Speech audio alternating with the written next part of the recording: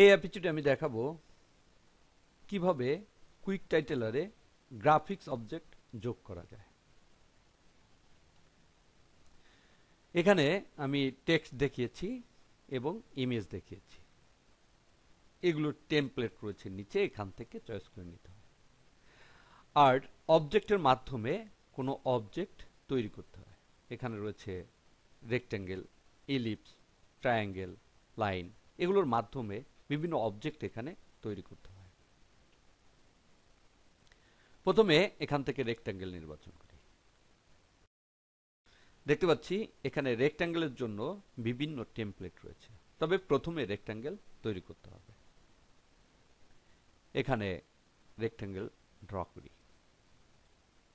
দেখতে পাচ্ছি একটা রেক্ট্যাঙ্গেল ড্র হয়েছে এবং ডিফল্ট অবস্থায় ট্রান্সপারেন্সি বেশি থাকে। নিচের দিকে যাই, এখানে দেখতে পাচ্ছি ট্রান্সপারেন্সি বেশি রয়েছে, এটাকে 0 করে দিই। দেখতে পাচ্ছি এখানে একটা অবজেক্ট ড্র হয়েছে। এবং যখন আমি টেক্সট নিয়ে কাজ করেছি তখন এখানে এসেছিল টেক্সট প্রপার্টিস, ইমেজের সময়ে ইমেজ প্রপার্টিস, এবং যখন আমি অবজেক্ট নিয়ে কাজ করছি এখানে আসছে অবজেক্ট প্রপার্টিস। আমি ইলিপস ড্র করি। দেখতে পাচ্ছি একটা ইলিপস ড্র হলো। আমি লাইন ড্র করি। দেখতে পাচ্ছি একটা লাইন ড্র হলো।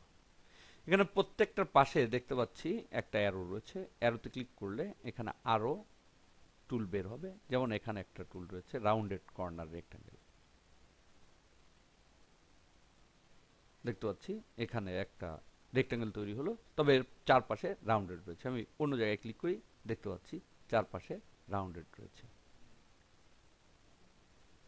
এখানে যে অপশনগুলো রয়েছে পূর্বে আমি দেখিয়েছি টেক্সট এবং ইমেজে যে অপশনগুলো ছিল, এখানেও প্রায় সব অপশনগুলোই রয়েছে।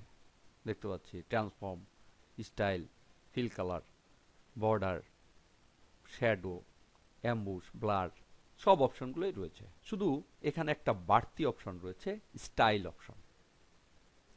যখন এখানে আমি রেক্ট্যাঙ্গেল, রাউন্ডেড রেক্ট্যাঙ্গেল, ইলিপস এগুলো নির্বাচন করছি, দেখতে পাচ্ছি এটা ইনঅ্যাক্টিভ অবস্থায় রয়েছে।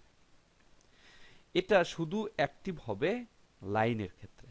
আমি লাইনে ক্লিক করি, দেখতে পাচ্ছি এটা অ্যাক্টিভ হয়ে গিয়েছে। এখানে যদি কোনো পরিবর্তন করতে চাই, আমি এখানে ক্লিক করি, লাইনের টাইপটা চেঞ্জ করে দেই। দেখতে পাচ্ছি টাইপটা চেঞ্জ হয়েছে, স্টার্ট। এখানে স্টার্ট একটা অ্যারো আসবে, ইন্ড, এখানে ইন্ড, দেখতে পাচ্ছি ইন্ডো একটা অ্যারো। এভাবে লাইনের স্টাইলের জন্য বেশ কিছু অপশন এখানে রয়েছে। আবার অন্য কোনো অবজেক্টের যদি বিভিন্ন পরিবর্তন করতে চাই, আমি এটা নির্বাচন করি। এখানে নিচের দিকে যাই, আমি কালারটা পরিবর্তন করব, এখানে দিয়ে দেই ওয়ান কালার এবং এখানে পরিবর্তন করি। আমি এখান থেকে গাঢ় কালার নেই, ওকে। দেখতে পাচ্ছি কালারটা পরিবর্তন হলো। আবার এখান থেকে ট্রান্সপারেন্সিটা কমিয়ে দেই, এখানে ক্লিক করি, এখানে একটা বর্ডার দিয়ে দেই, হার্ড হোয়াইটটা বৃদ্ধি করি, বাইরে ক্লিক করি, দেখতে পাচ্ছি বর্ডার হয়েছে। এভাবে পূর্বের মতো বিভিন্ন ইফেক্ট এই শেপগুলোতে যোগ করা যাবে।